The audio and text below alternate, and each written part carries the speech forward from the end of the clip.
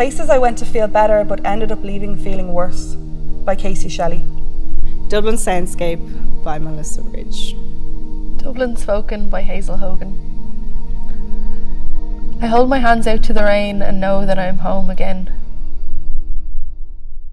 Spoken word poetry is the art of speaking, a way of performing that fits somewhere in between written poetry and rap music, but that encompasses all sorts of performance, including comedy, slam poetry, and spoken word theatre.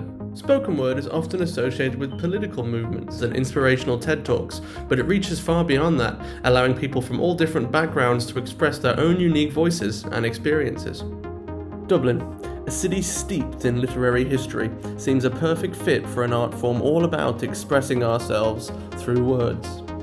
And indeed, spoken word has enjoyed some popularity here through the likes of Emmett Kirwan and Stephen James Smith. Yet even for famous poets, making a living off of the art in Dublin is challenging. Stephen James Smith has talked about the pressures the rising rent costs have put on him to leave his home and pursue his passion elsewhere. So if even a poet with thousands of views struggles to live off of his art, what's in it for those who have yet to reach that kind of fame?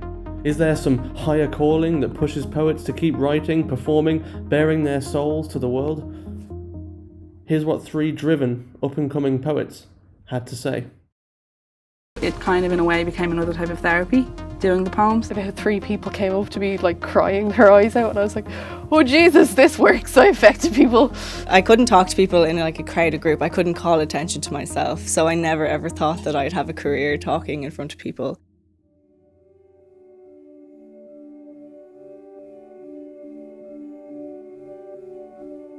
This is Kasey Shelley. Kasey is an event organiser, formerly of the Circle Sessions and, most recently, of Arlene at the International Bar. She's also recently published her first poetry collection, Conversations with Myself. About 5 years ago, I joined a writers group and I was doing fiction. And after a year, they decided to put an anthology together, and they generally said put in a short story and a poem. And I was like, oh, I don't write poems. So I was very much like, no, it'd be 2 short stories for me. And at the time, there was just a lot going on in my life and stuff, and I just decided, I was kind of like, feck it, like, let's try write a poem. The boys' bedroom, because I thought I could do casual sex, because I've been told all my life, good girls don't do that, because he was shit, because he didn't care. I started counselling a few months before I wrote the first poem. So then I wrote the first poem, wrote the next poem, and it kind of, in a way, became another type of therapy. Doing the poems, just writing them and getting the thoughts out onto paper and being able to form them. Because I was looking forward to getting my brows done. Because I didn't realise you had to point out my flaws to upsell a simple wax. And then even people saying like, oh, that happened to me, or I know what you mean, or, you know, or like, thanks, because I feel that way too. Like that, I've had people kind of come up to me afterwards and just be like, thank you. And like men and women, like I remember I had a man, just as he was leaving, he kind of just tapped me and said, thanks for that piece. He was like, I needed to hear that piece tonight. You know, so it's nice that like that's not even just, oh, girls are liking my poems because I'm talking about how boys are crap, you know.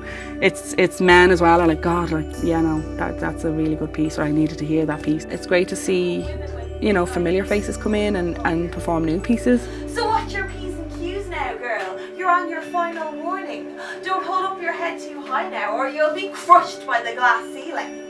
It's great to see new faces come in and perform, you know, unsure pieces, and then a couple of weeks later you're like, look how confident they've gotten. And until she moved me in my heart.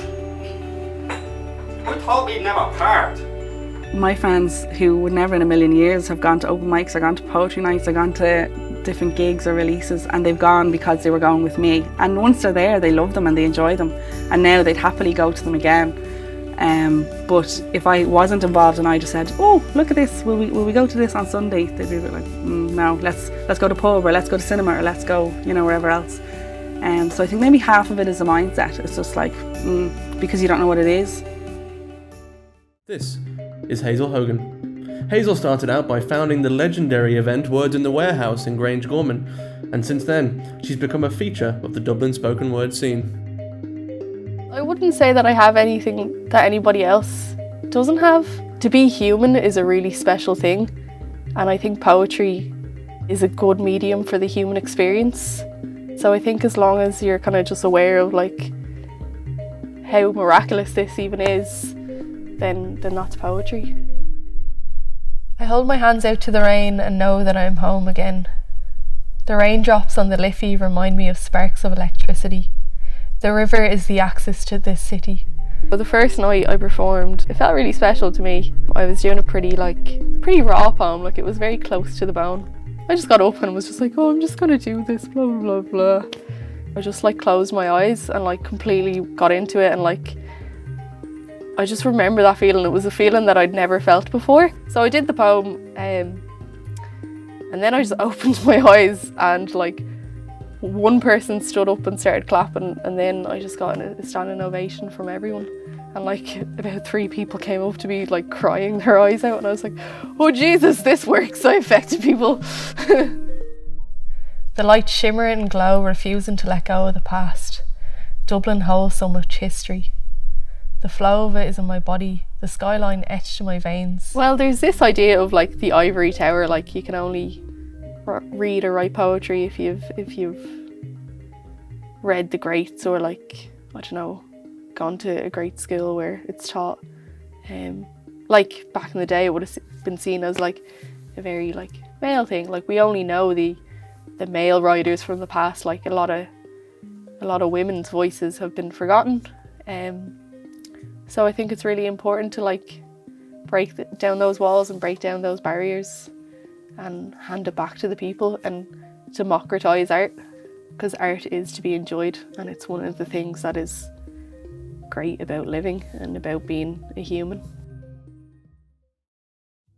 This is Melissa Ridge, an ambitious poet who, with fellow poet Melanie O'Donovan, founded the organisation Boundless and Bear, which advocates for spoken word artists nationwide. Melissa wants to make spoken word an industry. I was a socially anxious teenager who would start to sweat and clam up when I knew I'd have to, say here when they call out your name on the roll call. I couldn't talk to people in a crowded group. I couldn't call attention to myself. So I never ever thought that I'd have a career talking in front of people. The sounds of this city echo. I hear the shattering of windows at Dublin Castle by left-handed warrior Hannah Sheehy Skeffington. I think spoken word is an art form that encourages you to deal with reality. Spoken word is about embracing trauma and embracing what real life is like, and when someone says, this happened to me and I'm okay, someone in that audience could have gone through the exact same thing and say, thank you for saying that. That is something that I will always cherish, is when someone comes up to me and just says, thank you for sharing.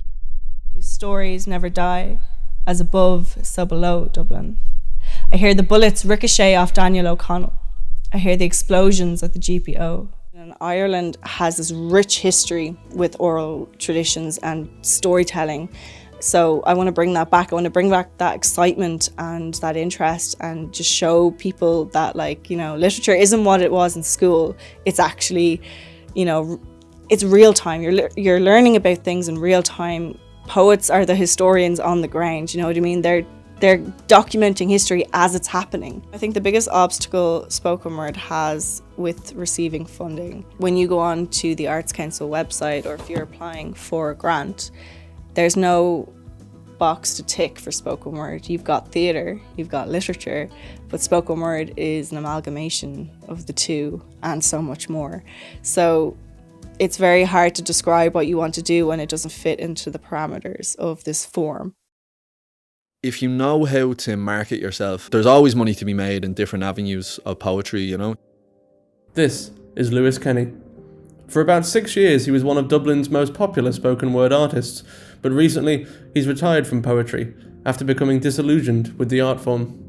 It's good. It's a really, really hard thing to do, and you can burn yourself out really quickly with it. Funny enough, it can kind of look slightly glamorous. 80% of your time is spent writing emails. And it's you have to, for every 100 rejections you get one thing will come out for you.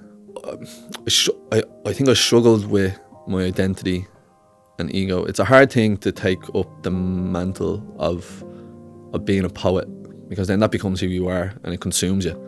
And so for 6 years I was Lewis Kenney, poet, and that's who I was. And and that's all I was. And then and like that's all I did. And it was just like I'd forgotten all the things that actually brought me like a lot of happiness. So when I started thinking about myself, like, you know, it's like, oh, I need to start looking after myself. I started like turning against other poets. I started like developing like this really strong hatred for like poetry, because I started viewing other poets as my competitors, like the enemy, you know. It all just came to a halt one day. I was just like, I can't do this anymore. Like, this is the thing that brought me most joy in life. It's now the thing that's actually draining all my energy, and I don't like it anymore. At the minute, I'm back in college studying horticulture. I'm a knitwear designer. And yeah, loving it. I'm actually like just probably the happiest I've been in a long time. I'm sending about 2 a week of these all over the world. It's pretty good. Myself and Melanie have the 3 arena debate, which is, I believe a spoken word poet could sell out the 3 arena in the same way a comedian could. Comedians are now being given Netflix specials, and they're doing world tours, and there's no reason a spoken word poet couldn't do the exact same thing, or a spoken word artist couldn't do the exact same thing. So in 10 years time, I want to see spoken word artists filling out these venues, getting paid for their gigs, doing videos, and selling books, selling albums. I want spoken word to become a legitimate art form that people are willing to go and see. It is personal expression, and to me and to a lot of people I know, therapy. Because if a fully qualified 60 quid an hour counsellor can't handle it, how on earth am I supposed to? I think that there's a lot of people who would like to be artists, but our daily life and the 9 to 5 and kind of stops people. This place is home, a space I inherently know.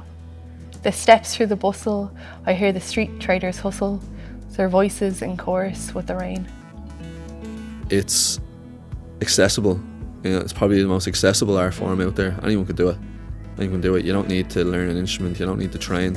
You're transcending social barriers. You're transcending, generational barriers and language barriers. You're also being vulnerable, and you're baring your soul.